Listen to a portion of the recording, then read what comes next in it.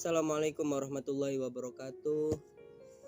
Perkenalkan, nama Firullah Al-Kamal dengan NIM 2111300081. Di sini saya akan membuat video tugas daripada ilmu komputer dan teknologi mengenai tentang pendidikan, yang dimana saya akan berusaha bercerita tentang pendidikan yang bisa kalian dapat ambil hikmahnya dari cerita Musa As-Samiri.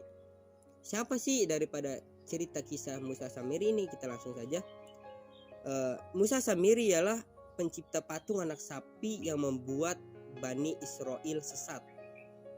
Nah, di dalam Al-Quran surah At-Toha ayat 85 sampai 91 dan ayat 95 sampai 98 terdapat kisah menarik pada zaman Nabi Musa alaihissalam. Nah, di sini kisah tersebut tentang Musa As-Samiri yang memiliki kesaktian, namun dirinya menyelewengkan kelebihan tersebut ke dalam jurang kemusyrikan. Nah, ini beda dengan Nabi Musa alaihissalam, tapi ini adalah Musa As-Samiri, bukan Nabi Musa.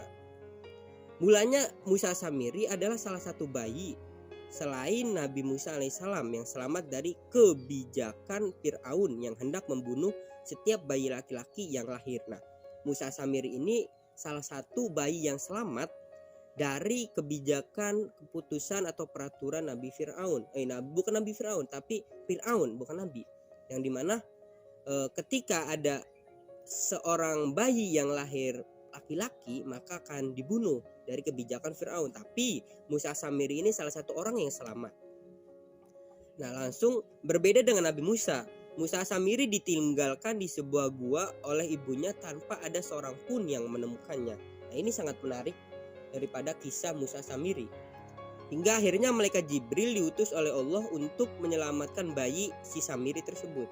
Setelah dirawat dan dibesarkan oleh malaikat Jibril, Samiri tumbuh menjadi seorang pemuda yang kerap menyendiri dan tidak bisa berbaur dengan masyarakat. Karena si Musa As-Samiri ini yang lahir terdapat di Gua Hiro atau ditempatkan di Gua Hiro tanpa adanya kalangan manusia atau masyarakat, maka dia tidak bisa berbaur. Di sini dari situ pula Samiri mendapat kemampuan lebih dan mengenali malaikat Jibril layaknya seorang nabi, tapi bukan nabi, tapi layak seperti nabi.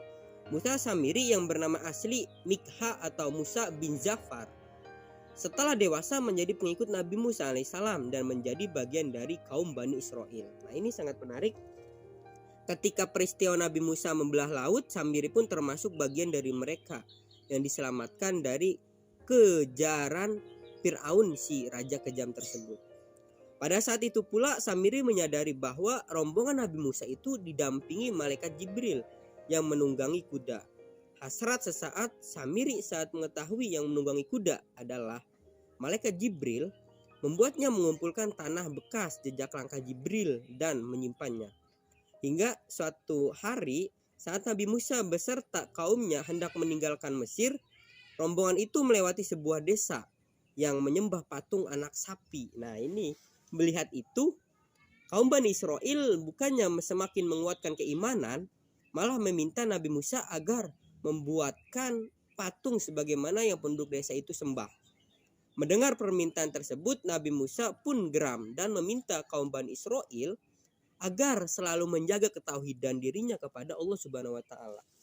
Nah, saat melanjutkan perjalanan, Nabi Musa mendapat perintah dari Allah untuk mengasingkan diri ke Bukit Tur guna mendapat mukjizat Taurat. Sebenarnya Nabi Musa berniat pergi ke bukit tersebut selama 10 hari. Namun karena suatu hal, ada beberapa hal yang harus dilakukan, maka ditambah menjadi 40 malam. Sebelum pergi, Nabi Musa menitipkan Bani Israel kepada Nabi Harun, agar selalu menjaga ketauhidan mereka. Namun apa boleh buat, Samiri yang teringat dengan tanah jejak langkah Jibril yang disimpannya timbul niatan buruk. Samiri meminta Bani Israel untuk mengumpulkan emas dan kemudian dileburnya. Setelah dilebur, emas itu dilempar tanah jejak langkah Jibril dan jadilah patung anak sapi. Nah, setelah emas ini terkumpul dan dileburkan, menjadilah patung anak sapi atau bisa kita sebut dengan pedet. Kaum Bani Israel yang sejak semula meminta patung itu kepada Nabi Musa terhipnotis dengan apa yang dilakukan Samiri. Nah, geram benar-benar masyarakat yang menginginkan sebuah penyembahan, namun ketika ada sebuah patung berbentuk sapi, anak sapi atau pedet, ini menjadi sebuah keyakinan, berpindah keyakinan. Tapi wallahu alam, setelah 40 malam Nabi Musa di Bukit Tur, ia pun kembali dan betapa marahnya ia dengan apa yang dilakukan Samiri karena telah menyesatkan Bani Israel. Nabi Musa akhirnya mengusir Samiri sehingga membuat kembali hidup terasing dari masyarakat. Lalu si Musa Samiri pun dikembalikan di masyarakat keasingannya karena dia telah menyesatkan kaum-kaum Nabi Musa atau kaum Bani Israel atas yang dilakukan Musa Samiri tersebut. Kemudian mendapat ajab dari Allah di mana ia menghadap penyakit aneh. Kulitnya akan terasa terbakar apabila ada orang lain yang menyentuhnya. Samiri pun selalu berteriak kepada orang lain agar jangan menyentuhnya, mengingat sakit yang dideritanya akan sangat menyiksa. Itulah kisah umat terdahulu yang terkandung di dalam Al-Quran. Semoga kita dapat mengambil hikmahnya. Daripada hikmah tersebut, apabila kita sudah dipercayai ataupun sudah menemukan sosok di wilayah tersebut, namun pasti semua orang memiliki kehasudan diri. Dia ingin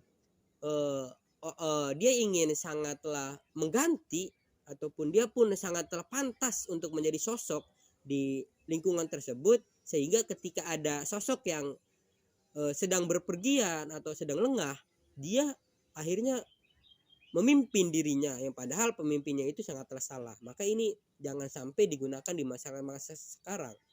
Mungkin itu cukup sekian, semoga kalian bisa ambil hikmahnya. Wallahu alam daripada cerita ini.